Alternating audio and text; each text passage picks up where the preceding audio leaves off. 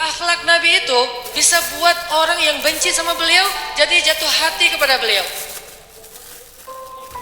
Kalau kita udah jatuh hati jadi benci, kebalik. Nabi orang yang marah kepada beliau jadi jatuh cinta. Kita hampir jatuh cinta jadi marah, kebalik nih akhlaknya. Berarti kita harus belajar banyak nih dari Rasulullah tentang akhlak. Beliau tuh bisa bikin seorang perempuan yang suaminya baru terbunuh, ayahnya terbunuh, pamannya terbunuh, saudaranya terbunuh dalam perang Khaybar, yang dia bilang orang yang paling saya benci di muka bumi adalah Muhammad. Terus tiba-tiba yang namanya Muhammad datang menghampirinya di dalam tendanya, ditemani oleh beberapa orang sahabat. Lalu kisah itu diriwayatkan, Nabi datang dengan raut wajah yang penuh empati. Dengan raut wajah yang penuh empati, bukan raut wajah orang yang sebagai pemenang perang. Kan Nabi menang perang waktu itu sebagai seorang tuan, bukan, yang empati, yang kayak sahabat banget gitu. Datang Nabi duduk di sebelah Sofia. Sofia diam aja, marah banget. Cuma dia nggak bisa ngapa-ngapain karena dia berstatus tawanan perang. Mau gimana coba? Mau dia tusuk? Nggak bisa, dia sendiri. Dan dia takut bahwa dia akan diperlakukan seperti umumnya orang memperlakukan tawanan perang. Karena dia belum paham, belum kenal Rasulullah.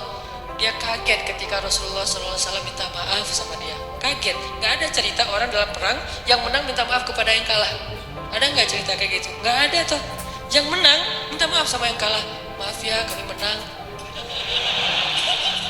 Jangankan perang, sepak bola aja susah nyari yang kayak gitu kan ya. Ini akhlak nih untuk kita teman-teman di Bandung dengan Persibnya, nanti di Jakarta dengan apa Jakarta teh? Persijanya. Nanti yang menang siapapun yang tanding, maaf ya menang. Dari mana lo akhlak kayak gitu? Rasulullah.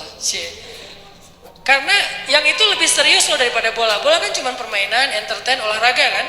Gak seserius perang. Perang itu serius. Kalah itu meninggal artinya terbunuh.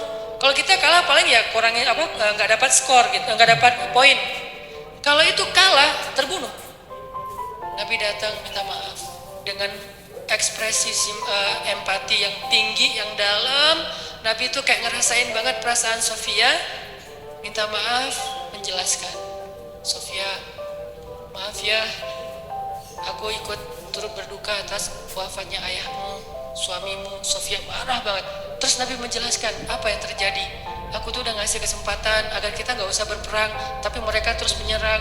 Maaf ya, ngejelasin lagi. Maaf ya, ngejelasin lagi. Berjam-jam.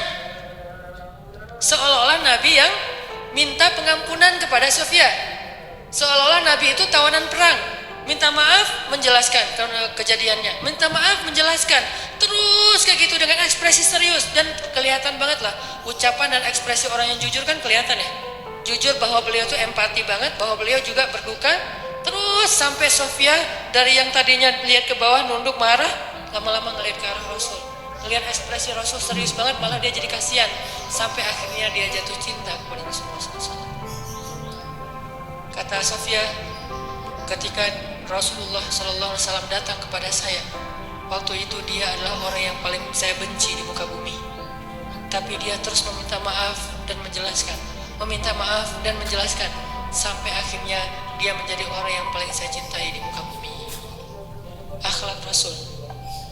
Rasulullah nggak mengatakan Allah berfirman wahai Sofia. Enggak, belum ke sana. Akhlak dulu, baru nanti ajarin. Tarbiyah namanya kan ya. Sesungguhnya di dalam Al-Quran ada ayat tentang orang-orang yang kafir yang telah mati terbunuh. Enggak, Rasulullah tuh tahu jangan ngomongin tentang ayahnya yang mati terbunuh, ibunya yang pamannya, suaminya yang mati dalam keadaan kafir. Nabi nggak mau ngomongin itu. Kenapa? Menjaga perasaan Sofia. Kok masih dijaga sih perasaan? Kan mereka beda agama, mereka orang kafir. Inilah akhlak Rasul.